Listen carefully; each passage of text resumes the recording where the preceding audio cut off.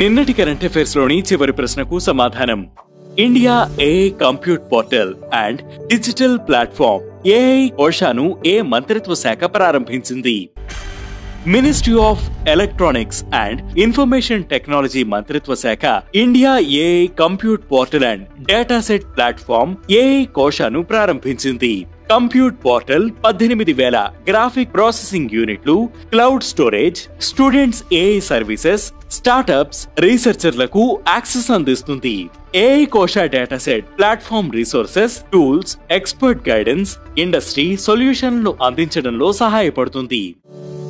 ఇక మొదటిది, తెలంగాణ యువత కోసం రాజీవ్ యువ వికాసం స్కీమ్. తెలంగాణలో ఎస్సీ, ఎస్టీ, బీసీ, మైనారిటీ నిరుద్యోగ యువతకు స్వయం ఉపాధి కల్పించేందుకు సీఎం రేవంత్ రెడ్డి రాజీవ్ యువ వికాసం పథకాన్ని ప్రారంభించారు. ఈ పథకం ద్వారా 5 లక్షల మందికి 60 నుంచి 80% రాయితీతో 6,000 కోట్ల రుణాలు మంజూరు చేయనున్నారు.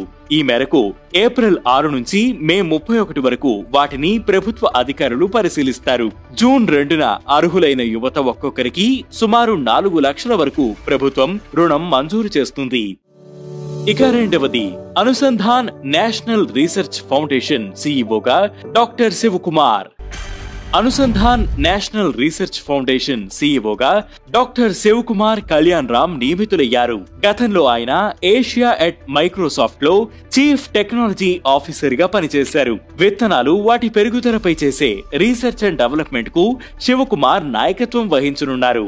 అంతకు ముందు సీఈఓగా ఉన్న professor Abhay Karandikar department for science and technology సెక్రటరీగా వెళ్లారు.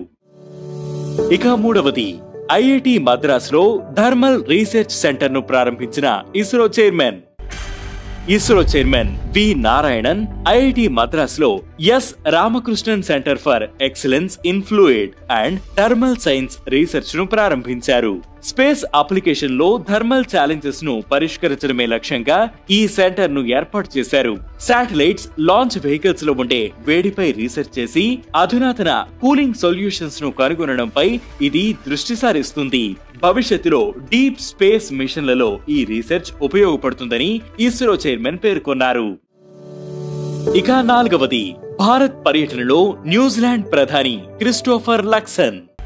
ప్రధాని నరేంద్ర మోదీ ఆహ్వానం మేరకు న్యూజిలాండ్ ప్రధానమంత్రి క్రిస్టోఫర్ లక్సన్ భారత్ సందర్శనకు వచ్చారు.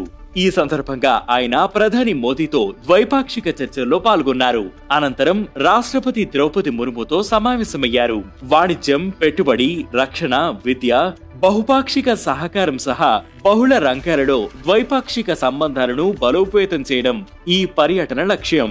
ఇండో పసిఫిక్ లో ప్రజల మధ్య సంబంధాలు, సముద్ర భద్రత, ప్రాంతీయ స్థిరత్వాన్ని పెంపొందించడంపై ఇరు దేశాల ప్రధానులు చర్చించారు. ఇక ఐదవది, అసోంలో పోలీస్ అకాడమీని ప్రారంభించిన కేంద్ర మంత్రి అమిత్ షా. కేంద్ర మంత్రి అమిత్ షా అసోంలోని డెర్గావ్లో లచిత్ బర్ఖుఫ్ఖాన్ పోలీస్ అకాడమీని ప్రారంభించారు.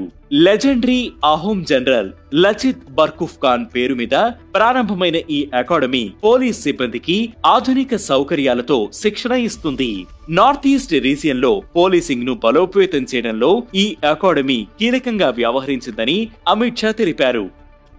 ఇక ఈ రోజు current affairs question, chief information of conference 2025 ఏ రాష్ట్రంలో జరిగింది? ఈ ప్రశ్నకు సమాధానం మీరే కామెంట్ చేయండి.